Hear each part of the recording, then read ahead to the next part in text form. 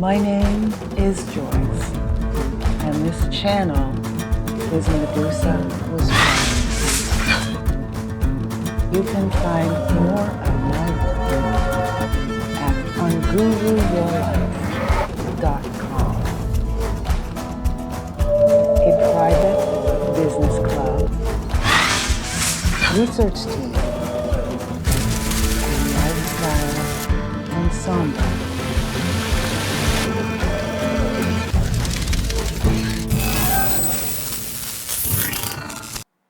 Hey, it's Joyce, and thanks for hanging out for another Medusa walkabout. It's Memorial Day weekend, and being the irreverent person that I am, besides the fact that I needed to take a walk and get some fresh air, I hopped on my bike in my beautiful neighborhood of Uptown St. Augustine and decided to ride around and take some snaps of some things that I thought were significant for memorializing.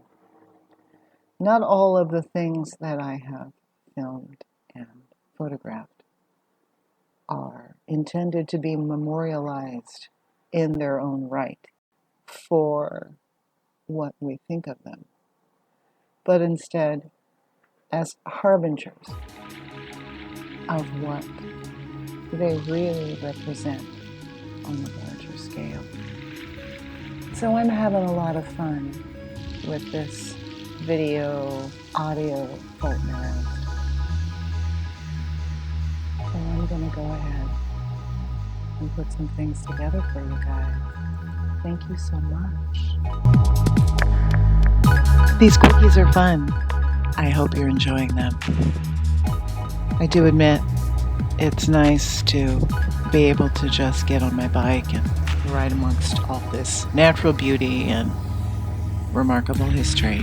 I am within a 10-minute bike ride of all the things you saw today and more.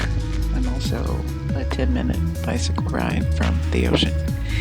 And there's a river behind me that you don't see. If you have any specific questions about anything that you saw today, let me know.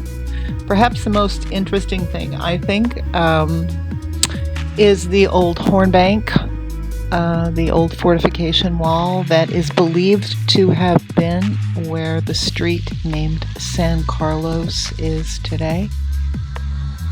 That only guessing because of the indentation that is there. An additional fortification that was placed at the narrowest part of the peninsula here.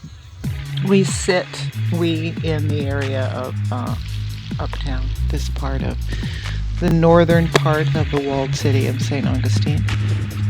Now, as then, where the Medusa River came in to meet with the Tolomado and flow into the Atlantic Ocean on one side, and the Sebastian River on the other would have been the narrowest point of the peninsula. With all of the Army Corps of Engineer dredging and shoring up and whatnot and construction, we know that things have not changed in the time since those constructions have occurred as they did before. But in the 1700s, when the Hornbeck was built, however, things would have looked a bit different.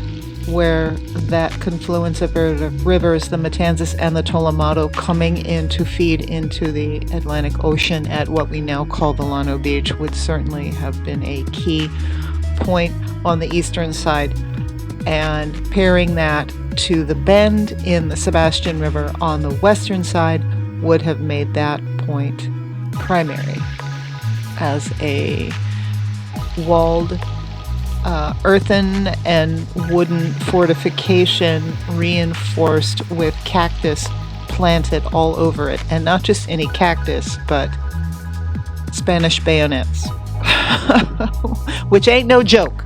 That's how they built those things.